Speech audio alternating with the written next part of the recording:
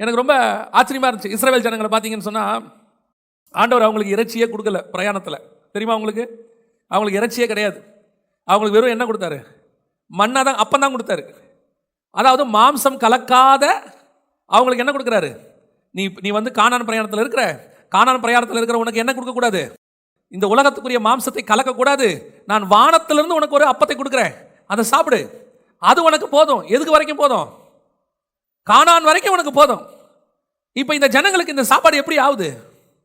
வெறுப்பாகுது, ரொம்ப வெறுப்பு. ஒரு பீரியட்ல பார்க்குறான், அவன் சொல்றான் இது ஒரு அற்பமான உணவு அப்படிங்கிறான். என்னாகமத்தின் புத்தகம் 21:4-5 வாசிங்க. அவர்கள் ஏதோம் தேசத்தை சுற்றி போகும்படிக்கு ஓர் என்னும் மலையை விட்டு சிவந்த சமுத்திரத்தின் வழியாய் பிரயாணம் பண்ணினார்கள். வழியின் நிமித்தம் ஜனங்கள் மனமடிவடைந்தார்கள். ஜனங்கள் தேவனுக்கும் மோசேக்கும் விரோதமாக பேசி, நாங்கள் வனாந்திரத்திலே சாகும்படி நீங்கள் எங்களை எகிப்து தேசத்திலிருந்து வர பண்ணினதென்ன? இங்கே அப்பமும் இல்லை, தண்ணீரும் இல்லை. இந்த அற்பமான உணவு எங்கள் மனதுக்கு வெறுப்பாயிருக்கிறது என்றார்கள். அப்பமும் இல்லை, தண்ணீரும் இல்லை, என்ன உணவு? அற்பமான உணவு. இது எங்கிருந்து வந்துகிட்டு இருக்குது? இப்ப இந்த உணவு எங்கிருந்து வந்துகிட்டு இருக்கு? வானத்திலிருந்து வந்துகிட்டு இருக்கு. இந்த உணவு யார் சாப்பிட்ற சாப்பாடு? தூதர்கள் உண்ணும் உணவு. அது ஒரு மிராக்கிள். காலையில் 6 மணிக்கு மேலே போனால் இருக்காது, வெறும் வெள்ளிக்கிழமை வரைக்கும் தான் வரும். 7ஆம் நாள் போனால் இருக்காது, 6ஆம் நாள் டபுள் மடங்கா வரும். அது ஒரு மிராக்கிள், அற்புத உணவு. அது ஒவ்வொரு நாளும் அந்த உணவுல என்ன இருக்குது? மிராக்கிள் இருக்கு. எக்ஸ்ட்ராவா எடுத்து வச்சா பூச்சி பிடிச்சிரும், நாத்தம் வந்துடும். கொஞ்சமா எடுத்தா பத்தாது. அற்புதமான உணவு, மிராக்கிள் ஃபுட் ஃப்ரம் ஹெவன். ஆனா இவனுக்கு அது எப்படி தெரியுது? அற்பமான உணவு. இன்னைக்கு உங்களுக்கு கொடுக்கப்படுகிற இந்த வேத வசனம் இருக்குது, இது எங்கிருந்து வருதுன்னு நினைக்கிறீங்க? இப்ப நான் கொடுக்கறத சொல்லல. ஒவ்வொரு வாரமும் உங்க ஊழியக்காரரு உங்களுக்கு வசனம் கொடுக்கிறாரு, நாங்க கொடுக்கிறோம், யாரோ ஒருத்தர் வந்து கொடுக்குறாங்க. இந்த ஊழியக்காரர்கள் கொடுக்கிறதான இந்த வசனம் எங்கிருந்து வருது? தேவன் அவர்களுக்கு, திருச்சபைக்கு. நான் அப்படி கொடுக்கிறவங்கள சொல்றேன். அந்த மாதிரி தியானிச்சு கர்த்தரிடத்துல இருந்து வார்த்தையை வாங்கி கொடுக்கிறவங்களுக்கு நான் சொல்றேன். அந்த உணவு எங்கிருந்து வருது? பரலோகத்துல இருந்து வருது. சரி, அந்த உணவு எவ்வளவு பெரிய மிராக்கிள் தெரியுமா? அந்த வசனம் புதுசா வரவங்களை ரட்சிக்குது, துக்கத்தில் இருக்கிறவங்கள மாத்துது. அதே வசனம் வியாதியஸ்தர்களை சுகமாக்குது. அதே வசனம் ஒரு ஊழியக்காரனை உருவாக்குது, ஒருத்தன் ஊழியத்துக்கு ஒப்பு கொடுத்து வரான். ஒரே வசனம் தான், அது இத்தனை பேருக்கு இத்தனை டைமென்ஷன்ல உள்ள போகுது. பரிசுத்த ஆவியானவர். அப்போ ஒவ்வொரு வாரமும் உங்களுக்கு கொடுக்கப்படுகிற வசனம் மிராக்கிள் ஃபுட் ஃப்ரம் ஹெவன். ஆனா உங்களுக்கு அது எப்படி தெரியுது? அநேகருக்கு அது எப்படி தெரியுது? இப்ப அற்பமான உணவு. செய்தி ஆரம்பிச்ச உடனே அவன் தூங்குறதுக்கான டைம்ல ரெடி பண்ணிக்கிறான். சிலர்லாம் பார்த்தீங்கன்னா ட்ரெயினில் போகும்போது டிடிஆர் வந்து அந்த செக் பண்ணுற வரைக்கும் அவன் உட்காந்துருப்பான் நிதானமா. அவர் செக் பண்ணிட்டு போன உடனே அவர் ரிலாக்ஸ் ஆகி படுக்கலான்ற முடிவுக்கு வந்துடுவான். லைட் ஆஃப் பண்ணலாமான்னு கேட்பான். அதே மாதிரி இப்போ சபையில், திருச்சபையில் ஆராதனை முடிகிற வரைக்கும் அலாட்டாக இருப்பான். செய்தின்னு அப்படி ரிலாக்ஸாக சாஞ்சி உட்காந்து, கொஞ்சம் செவரு பக்கமாக இருந்தால் அந்த பக்கமாக போய் உட்காந்து. ஏன்னு கேட்டால் செய்தி அடுத்த ஒரு 3/4 மணி நேரம் போகும். ஒரு தூக்கத்தை போட்டு எழுந்திரிச்சோம்னா, ஏன்னா இன்னைக்கு ஃபுல்லாக வேலை இருக்குங்கிறான். இப்போ உணவு எப்படி தெரியுது நமக்கு? அற்பமான உணவு. அதான் நான் சொல்லுவேன், நம்ம திருச்சபைக்கு வரக்கூடிய ஒவ்வொரு வசனமும் ஒரு ப்ரொசீஜரோட ஆண்டவர் கொடுத்திருக்கிறார். பிதாவாகிய தேவன் இயேசு கிறிஸ்துவுக்கு அனுப்பி, அவர் தம்முடைய தூதனை அனுப்பி அப்போஸ்தலனாகிய யோவானிடத்தில் கொடுத்து, நீ திருச்சபைக்கு சொல்லுன்னு சொல்றாரு. அப்ப அந்த புரோட்டோகாலை பாருங்க. வசனம் பரலோகத்தில் உண்டாகி பிதா இயேசு கிட்ட கொடுத்து, இயேசு தூதனை அனுப்பி, தூதன் அப்போஸ்தலர் கொடுத்து, அப்போஸ்தலர்கள் ஆவியானவர் வழியாக திருச்சபைக்கு கொடுக்குறாங்க. அப்ப வரக்கூடிய ஒவ்வொரு வசனமும் எவ்வளவு தூரம் கிராஸ் பண்ணி வருது பாருங்க. ஆனா நமக்கு அது எப்படி தெரியுது? அற்பமான உணவு, அற்பமான உணவு.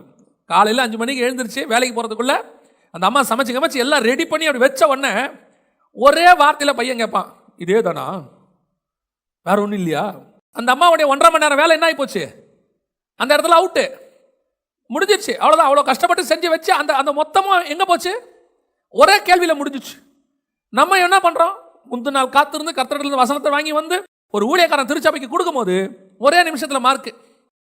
ஒன்றும் அப்படி ஒன்றும் இல்லை. நான் சொல்கிறேன், இது பார்ப்பதற்கு தான் அற்பமான உணவு, ஆனால் இது மிராக்கிள் ஃபுட். உங்களுக்கு இன்னைக்கு பேசுகிற வசனத்தை நீங்கள் ஒழுங்காக கவனிச்சிங்கன்னா 20 வருஷம் கழிச்சு இந்த வசனம் திருப்பி உங்ககிட்ட பேசும். நான் சொல்லுவேன், ஏன்னு சொன்னால் எங்கள் ஊழியக்காரங்க 1995 பேசின வசனம்லாம் இன்னும் எங்களுக்கு ஞாபகத்தில் இருக்குது. பல நேரங்களில் அந்த வசனம் எங்களோடு கூட பேசும். பல நேரங்களில் அந்த வசனம் எங்களை நடத்தி இருக்கிறது. ஆனால் பலிபீடத்தில் இருக்கிற அந்த மாம்சத்தை நீங்கள் என்ன செய்யக்கூடாது? அதை புசிக்கக்கூடாது. திருச்சபைக்கு அதுக்கு வரக்கூடாது. உங்களுக்கு ஆண்டவர் கொடுத்துருக்கிற உணவு வேற. இப்போ இஸ்ரவேல் ஜனங்கள் இந்த அப்பத்தோட எதை மிக்ஸ் பண்ண விரும்புகிறாங்க? இறைச்சியை மிக்ஸ் பண்ண விரும்புகிறாங்க. கேட்குறாங்க, மாம்சம் வேணும். இன்னைக்கு திருச்சபை அப்படித்தான். கலங்கமில்லாத ஞானப்பாலாகிய திருவசனம், கலப்படம் இல்லாமல் போதிக்கிற ஊழியக்காரங்க இன்னைக்கு ரொம்ப கஷ்டம். உங்களுடைய ஆசை இச்சைகளை தூண்டக்கூடிய வசனம் தான் இன்னைக்கு இருக்கு. உங்க மாம்சத்தை திருப்தியாக்குற வசனம் தான் இருக்கு. உங்க ஆத்மாவுக்கு எது தேவை? கலப்படம் இல்லாத ஞானப்பாலாகிய திருவசனம் வேணும். அந்த வசனம் கொடுத்தா நீங்க குடிக்க மாட்டீங்க. அதான் பிரச்சனையே. நம்ம சர்க்கரையே போடாம பால் கொடுத்தா எத்தனை பேர் குடிப்பீங்க? சர்க்கரையே போடாம உடனே ஐயோ வாயிலே வைக்க முடியல. கொஞ்சம் அதை இதை போட்டு நடுவில் ஃப்ளேவர்லாம் போட்டு கிட்ட வாசனையோட கொடுத்தா தான் என்ன செய்ய முடியும்? பல நேரங்களில் இந்த ரா ஃபுட்டு வந்து நமக்கு என்ன செய்யாது? பிடிக்காது. ஆனால் நீங்கள் பாருங்கள், டாக்டர்ஸ் வியாதி வந்த உடனே சொல்கிற முதல் வார்த்தை என்னென்னா, இட்லி கொடுங்கம்பாங்க. இட்லியில் என்ன இருக்குன்னு நினைக்கிறீங்க? இட்லியில் ஒன்றுமே இருக்காது. ஸ்வீட்டும் இருக்காது, காரமும் இருக்காது. அது ஆவியில் அவிக்கப்பட்டது. அதை அப்படியே கொண்டு வைப்பாங்க. நம்ம பையன் கேட்பான், தொட்டுக்க கொஞ்சம் சர்க்கரையாவது கொடுங்க. நல்ல உடம்பு சரியில்லாதவன சொல்லுவாங்க, எதுவும் கொடுக்காதீங்க. வேணுன்னா கொஞ்சம் பாலை ஊற்றி பிசைஞ்சு கொடுங்க, ஆனால் எதுவும் கொடுத்துறாதீங்க. நல்லா தெரிஞ்சுக்கொள்ளுங்க, சில நேரத்தில் ஆண்டவர் கொடுக்குற ரா ஃபுட் உங்கள் மாம்சத்துக்குரியதல்ல, உங்கள் ஆத்மாவுக்குரியது. நீங்கள் மாம்சத்துக்குரிய பலிபிடத்துக்குரியதே தேடி இங்கே வருவீங்கன்னா, அந்த இறைச்சியை மிக்ஸ் பண்ணுவீங்கன்னா, சில நேரங்கள் அது என்ன செய்யுது?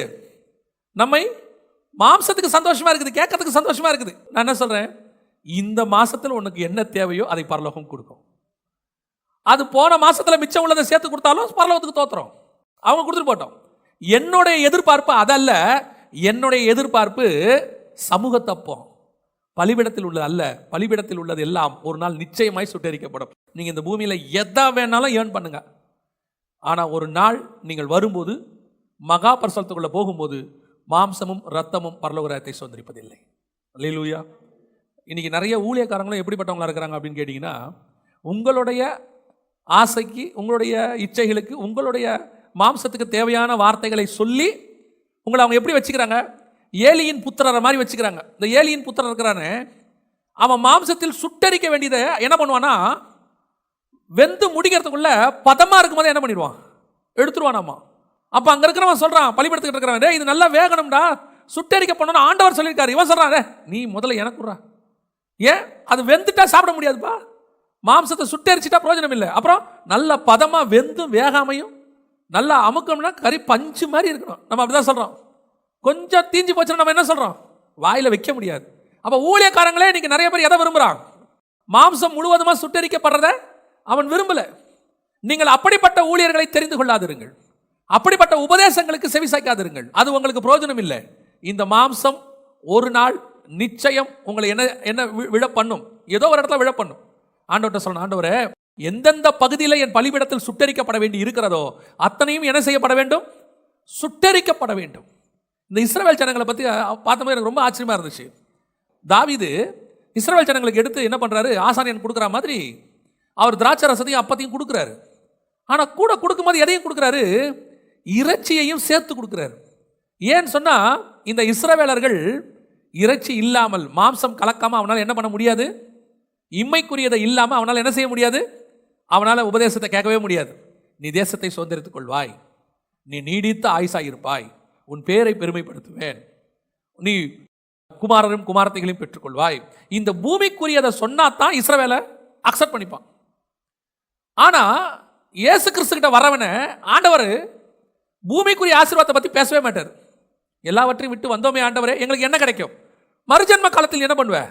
நியாயம் இருக்கிறவங்க சார் இங்க என்ன கிடைக்கும்? இங்கேயா கொஞ்சம் வெயிட் பண்ண சொல்றேன். கொஞ்ச நாள் கழிச்சு பேதுருக்கிட்ட சொல்றாரு, நீங்க என்ன கிடைக்கும் கேட்டல, என்ன கிடைக்கும்? இப்போது உன் அரைக்கட்சி நீ கட்டுறியா? ஆமா.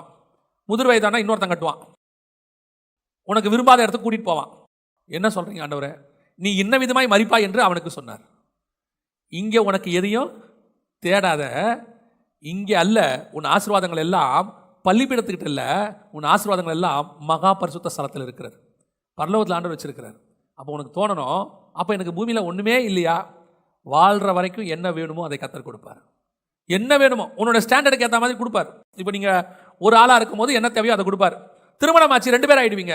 அப்போ அதுக்கு தேவையானது கட்டளை கொடுப்பார். அப்போ நீங்க ஒத்த ரூம்ல இருந்திருப்பீங்க. அப்புறம் உங்களுக்கு இன்னும் கொஞ்சம் பெரிய ரூம் தேவைப்படும். அப்புறம் உங்களுக்கு இன்னும் 2 வருஷம் கழிச்சு குழந்தைகள் எல்லாம் பிறந்தா அதுக்கேற்ற மாதிரி ஒரு இன்ஃப்ராஸ்ட்ரக்சர், அதுக்கேற்ற மாதிரி கத்தர் கொடுப்பார். அந்தந்த சூழ்நிலைக்கு ஏற்ற மாதிரி கத்தர் என்ன செய்வார்? கொடுத்துட்டே போவார். நம்முடைய நோக்கம் அதை பத்தி அல்ல. என்னுடைய நோக்கம் எப்படியாவது நான் எங்க உள்ள போயிடணும், கூடாரத்துக்குள்ள போயிடணும், தாண்டி போயிடணும். அது மேல தான் என்னுடைய கான்சென்ட்ரேஷன் முழுவதும் இருக்க வேண்டும்.